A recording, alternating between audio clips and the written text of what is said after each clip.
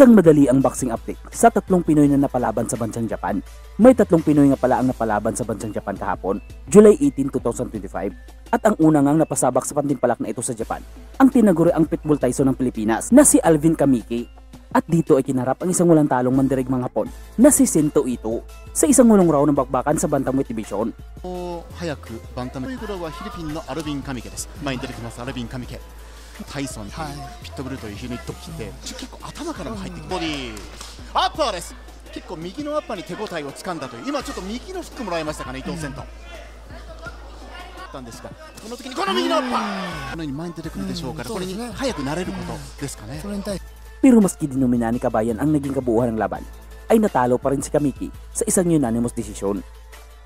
Pangalawang napasabak sa pantimpalak nito ay ang tubong Cotabato na si Michael Kasama na sumuko na sa laban sa round 10 at ayaw na niyang ipagpatuloy ang laban.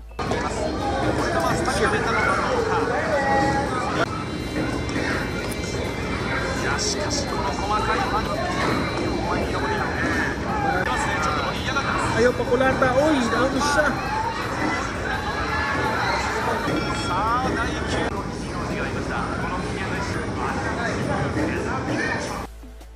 Ang pangatlong napasabak sa pantimpalak na ito ay ang tumbong Zamboanga del Norte na si Lawrence Dumamaag na maski buong pusong nakipagpalitan at dinumina ang kalaban ay natalo pa rin ito sa isang unanimous decision.